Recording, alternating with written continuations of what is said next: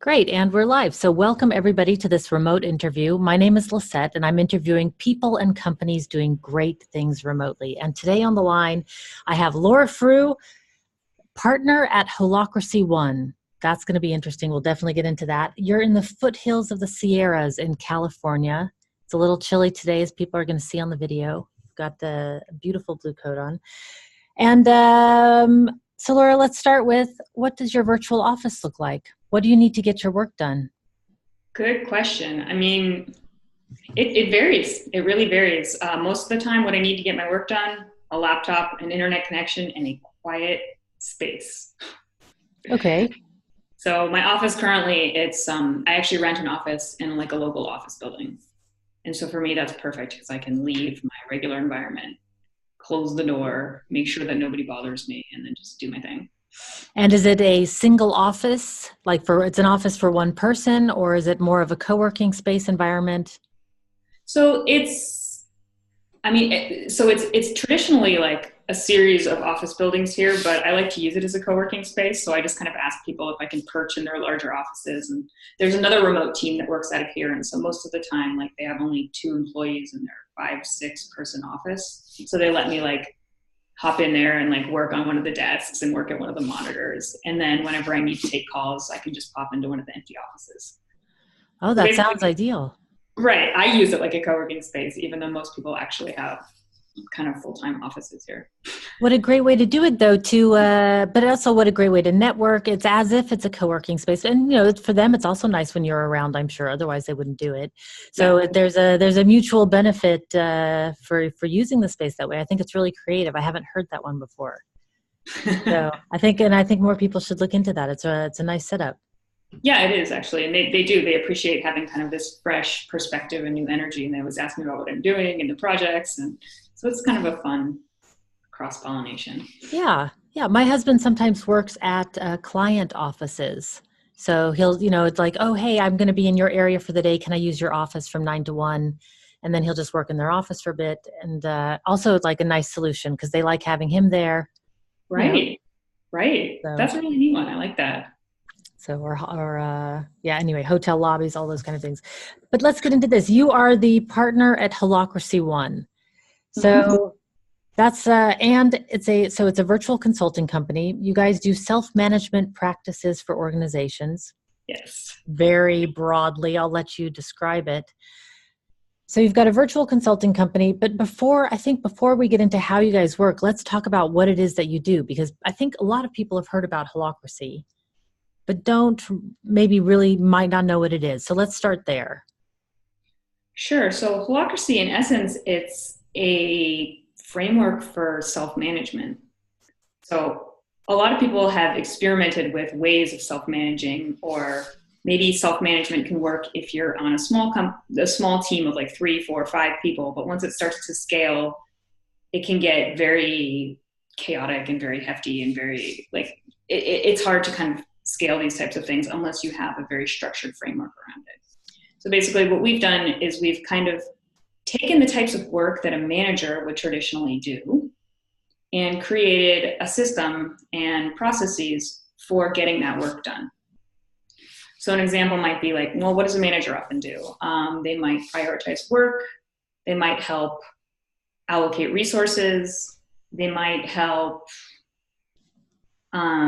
clarify expectations, clarify who's accountable for what, who makes what decisions. And so what we've kind of done is we've just created processes for all of these things that aren't dependent on one single person. So you might have the best person for the job doing one aspect of that, resource allocation, for example. You might have another person doing maybe hiring and firing for the company or something like that. And so basically we're taking these things that managers traditionally do, and we're breaking them down into little chunks and giving the most qualified person the authority to work on that piece that they're most qualified for.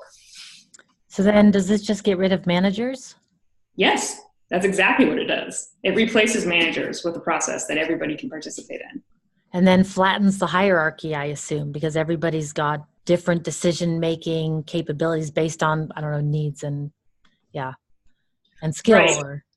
It flattens the hierarchy of people, Like you won't have one person with decision-making power over another person necessarily, but there's still within the structure a hierarchy of roles. Different people can fill different roles. And so it's interesting because maybe in one circle, I am like the team lead and have decision-making authority over another role. But then in another circle, they actually have that exact same type of decision-making authority over me.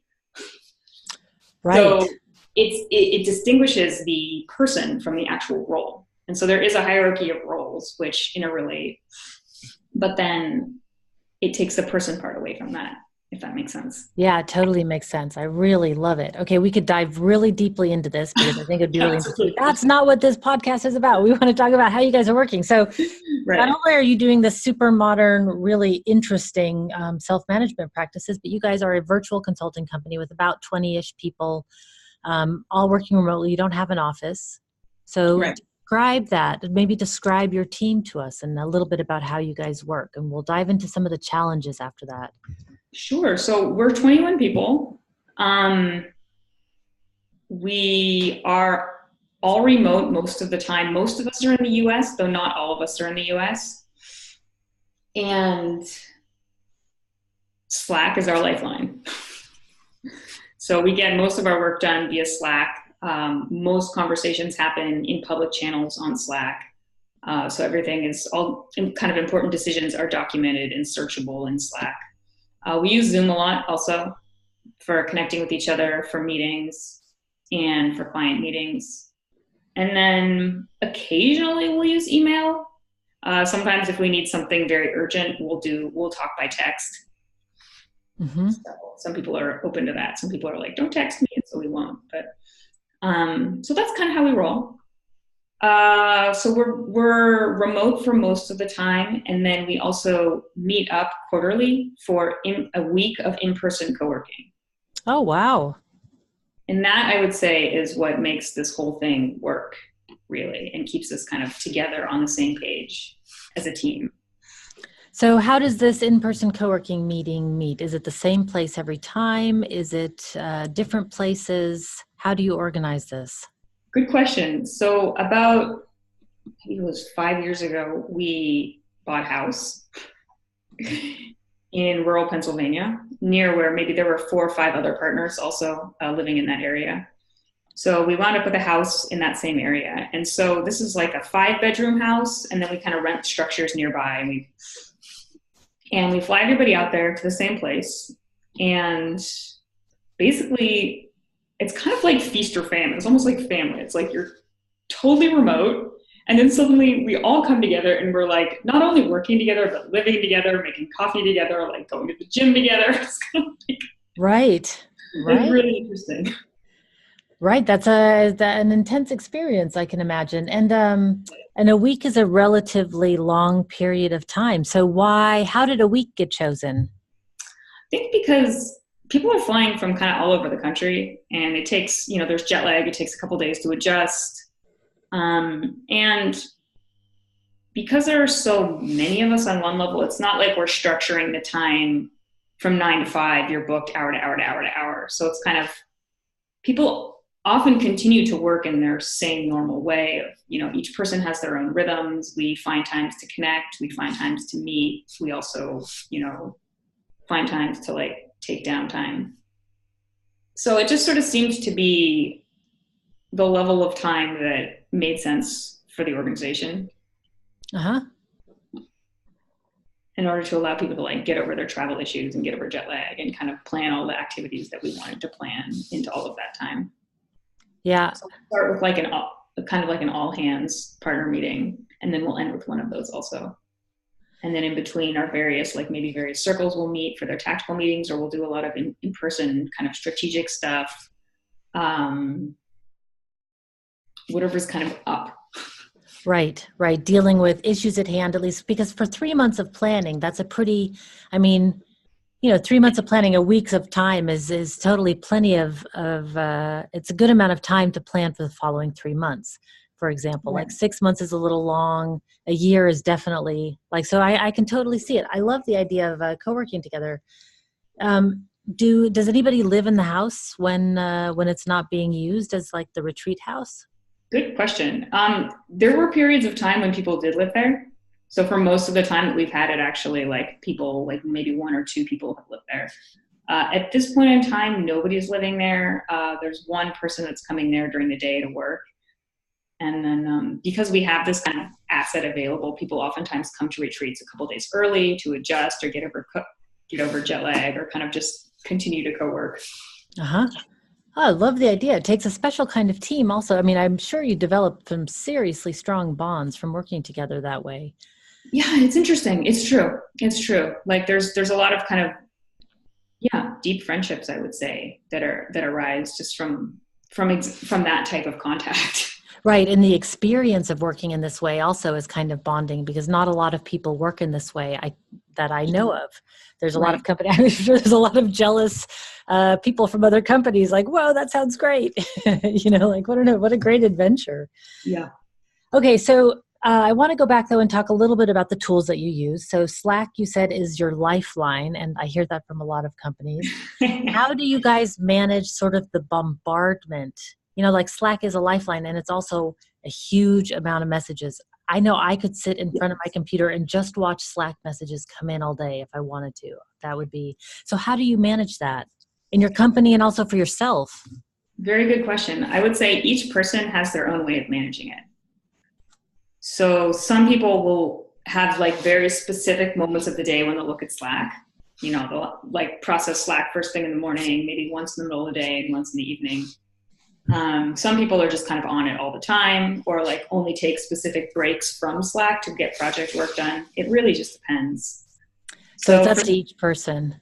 Exactly. So for me personally, I'll process Slack in the morning. I'll kind of be on it to just answer questions. And I'm a very conversational person, and I work in a conversational way. And I like a lot of thinking out loud and kind of chomping on things together. So I'll be on Slack maybe more than most people, just kind of like, hey, this is what I'm working on. This is what I'm thinking. Anybody have any input?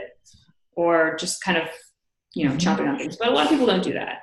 Mm-hmm. And then I have to kind of carve out specific moments when I'm not on Slack to get like solid, quiet project work done. Right. The deep work that happens. Exactly. Yeah, indeed. And in terms of, you've mentioned a couple of times now, I think with the WhatsApp group and with Slack, that people have their own preferences, of course, for how they want to be interacted with. Some people want text messages, some people don't. How do you manage that as a team? Because it's kind of hard. Is it hard to remember 21 different people's preferences, or how do you guys do that?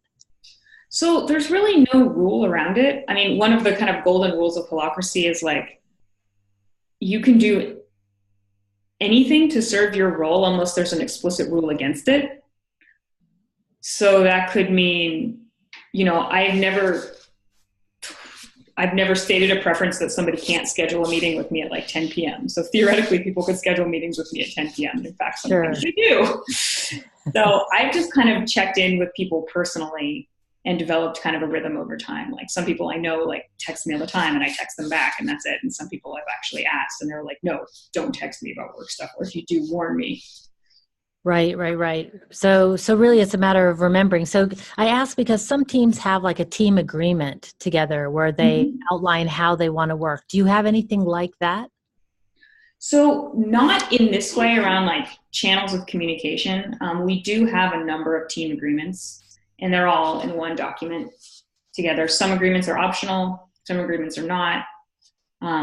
So there's some agreements around like travel and coming to partner retreats, for example, that are not optional. But then there's other ones that are like agreements that, and anybody can add an agreement to this thing. So someone could be like, I think whatever, you should respond to me within 24 hours if ever I send you a direct message or something like that. And then some people might voluntarily agree to that and some people won't. So that's kind of how we play with agreements. So somebody can, if they feel really strongly about a preference, they can state in this document, like, hey, I would like the team to behave like this. And the team can see it and have a discussion around it and agree or not agree. Yes. Or they could just say like, on Slack, hey, everybody, I have realized that I really don't engage well in this way, and I engage really well in this way. So I'm just going to make a request to you as my partners to interact with me in this way. Okay. And then, of course, people can choose to honor that request or not honor that request. And both things happen. Right. But it's cool to have the information out there. And then if that sparks conversation, that sparks conversation. If it doesn't, it doesn't. Yeah. Interesting. It sounds really like formally informal somehow. It's I really like it. No, it's true, because on one level, like what we do is we're creating a system in which people can work together in a very human and very personal way, in a way that like respects each person's autonomy. So it also, like, you know, there are no employees in our company. We are all partners. We have 21 partners of this company and 0 employees. And so the rule set that we built around how to self-manage and how to interact, kind of it's all part and parcel of that principle, I would say. Interesting. And that is actually leads us right into the next area that I want to talk about, which is self-management. Mm-hmm. So you don't have, there's no manager on your team, I'm assuming. Right. So how does that work? Have you worked for an organization where there was management, top-down management structure also? I have. Okay. So maybe, you know, how is it different? It's different in a very fundamental level. And it's kind of, you really don't have somebody watching over your shoulder, looking at what you've done and what you haven't done on a day-to-day basis. And it's a very different just kind of feeling, I would say. It's like you're a partner of an organization, and the work that you have committed to doing, you have committed to doing. And that's it. So how and like what your working hours are, you know, on one level, nobody cares as long as you get your work done whenever you've agreed to do it. So as long as you're meeting your agreements. Mm-hmm. So it's a very different feeling. It's a very different feeling. What happens when somebody doesn't meet their agreements? It could trigger a conversation. But who makes the decision? Very good question. So we have some roles that are in charge of stewarding the kind of group of partners that are in the organization.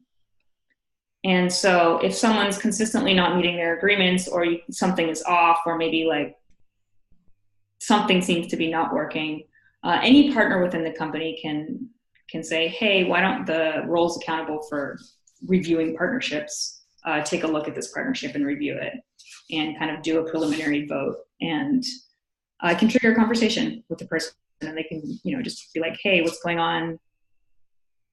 I'm assuming there's been a conversation with that person to begin with before it goes to any sort of vote.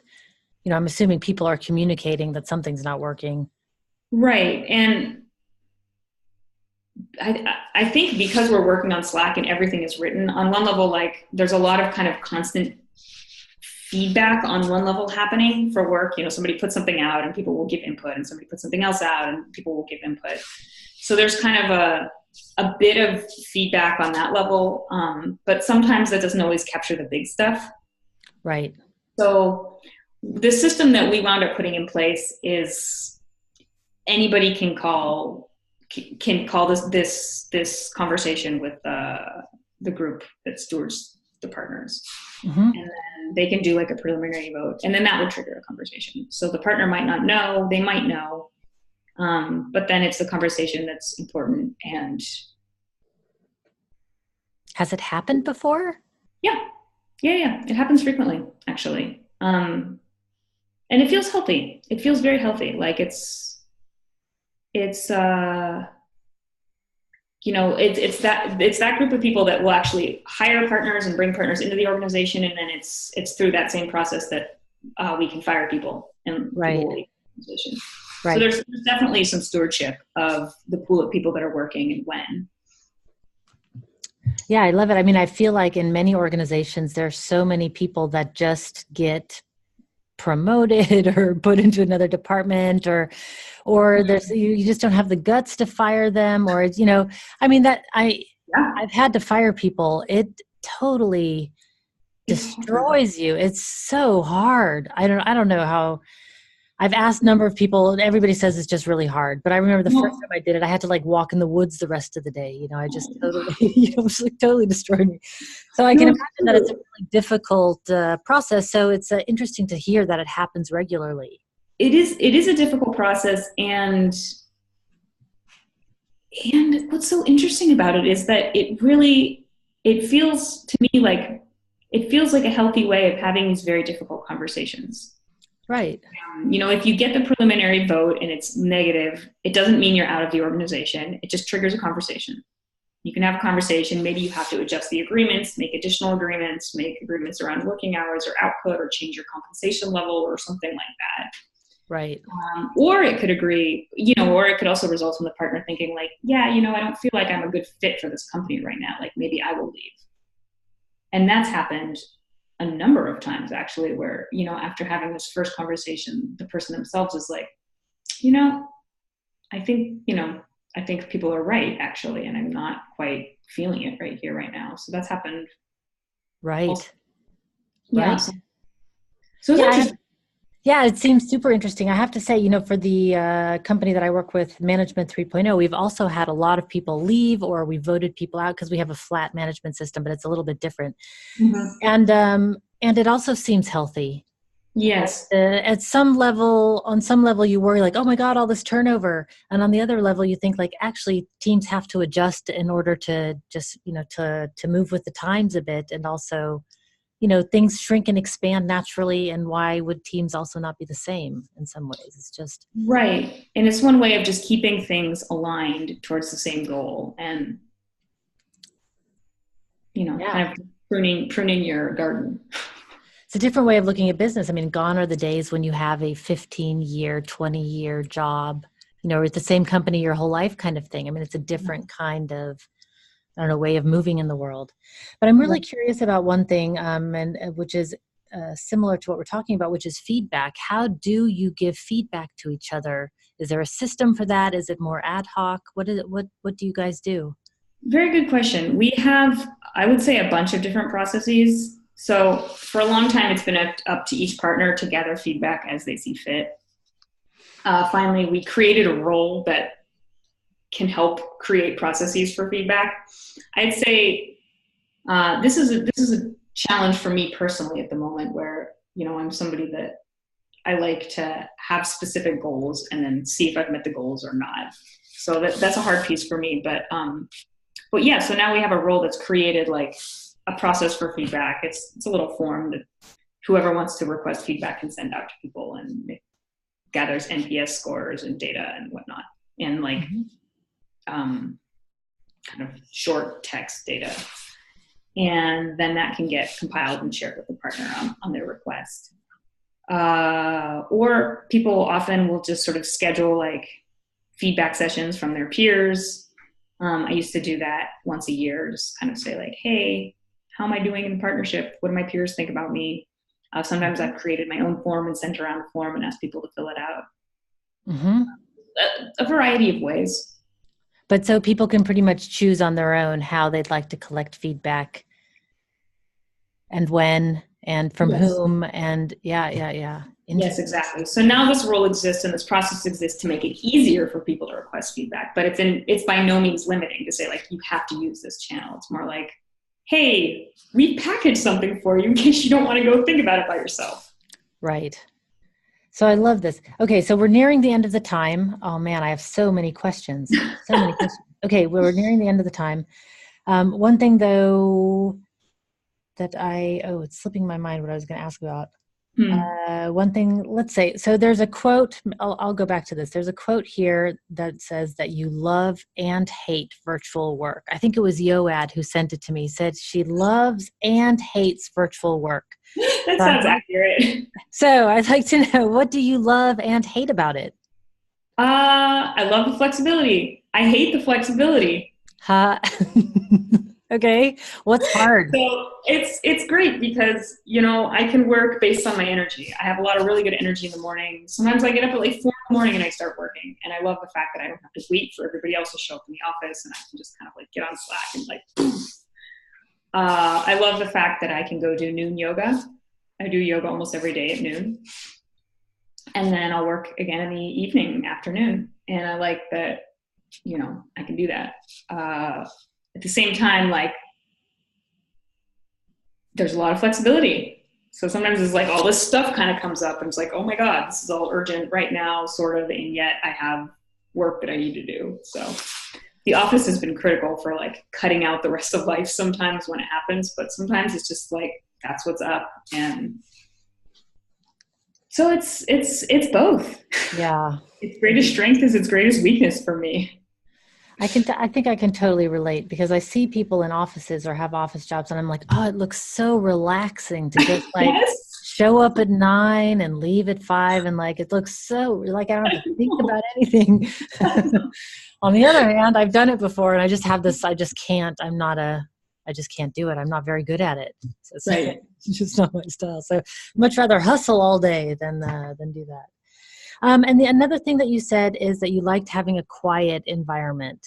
Mm-hmm. So is that like personal work preference? Have you worked in an open office before? So an open office is actually fine. If I need to concentrate, I just need quiet, because my personality type is such that like I like to play, I like to engage with things. So if there's something around that I can play with, I'm gonna play with it. So if people come in, really, hey, what's up? What's going on? Hey, what's up? What's going on? And kind of, so Right. That's great for certain things in certain moments. And it's also like, I just know that about myself. So also like, if I'm going to go get deep work done, I have to have a door and close it. Also, I think I've been remote for so long that a lot of the people that are around don't understand what a remote work is. So they're kind of like, oh, you're not doing anything. Even now, You're just sitting at your computer. It's like, yeah. And so I finally learned, like, in order to kind of, like, people will just come up to me and they're like, because I can't see that you're doing something, you must not be doing anything. So if they're not connected with what I'm doing, then they'll just kind of come up and talk to me at random times during the day, or like, hey, can you drive me to the store? No, I'm working. Right. Or whatever. So kind of, in order for me to get the respect and the space that I need for what I'm actually doing, I kind of need to be in a place where I can close the door and create like a physical barrier. I mean, for myself, but also for other people. So they're like, oh, something is actually happening in there. Right. Right. Interesting, isn't it? Because at the office, we are also, I mean, many of us sitting just at our computers and that's it. So it's just the location that throws them off. Yes, Hey, exactly. you're not in a soulless, okay, I'm showing my bias. You're not in a cubicle farm. Like, what's going on? Right. Exactly. So people still have this conception of like, oh, if you're working, then you're going to be like in this environment. And if you're not in that environment, then you're not working. Or like what you're working on is not serious or something like that. Right. So I counter that a bit. It's interesting that that's still. But still. I'm sorry, say that again. I talked over you. I'm an older generation. Ah, interesting. Mm-hmm. Yeah, interesting. It's true. I mean, the younger generation lives online. You know, like you've heard of the digital nomad before, whereas you strive to be one at some point. So what advice would you give for people who are just starting out? And it's kind of a two-pronged question, because I would say, like, what advice would you give for people who are going to work remotely as a company, maybe, from a management perspective, but then also, like, if you wanted to start with Holacracy, where would you even begin? So it's a two-pronged question. Okay, well, I'll take the first question first. If you're going to just start out remotely, I don't know. One I would say take it seriously, actually, and like set yourself up for success. Figure out what you need in order to be successful, and do it. That's really important. Like, more important, I would say, than if you're getting managed by somebody else, or if you're in an office that's already getting managed by somebody else. Like, at least for me, that's been critical. Like, just to really be intentional about setting your own self up for success, whatever that might mean for you in your working style. And then on the other hand, I would say, like, don't be afraid to experiment.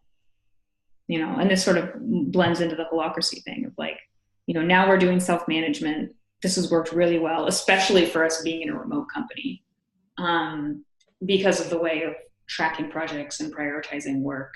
a lot of it's based on each person. So you don't really need a manager. So you don't have to like deal with like, how do you remotely manage? There's the system in and of itself. So for people that are just wanting to get started with Holacracy, on one hand, I would say really think deeply about whether you want to go for self-management. It's an amazing practice, and it requires a lot of commitment. It's a total paradigm shift. And what it can do is amazing, but really it requires a good bit of commitment. So I would say think about it first, and then come chat with us. Right. We're at holacracy.org. Come chat. I was just going to say, well, yeah, where can people find you? But, I love it actually kind of ties the whole conversation together perfectly, because it's the same, like when you get Holacracy right, it can totally rock your organization, I can imagine. Yes. Like getting there might be a little bit difficult. It's, it's a transition. So you're going to stumble along the way. But when you get it right, it can totally rock things. Same thing with remote working, like getting there. Yes. A nice remote working organization can be hard, but when you get it right, man, it's magical. Exactly. And actually they play together quite well. I can imagine.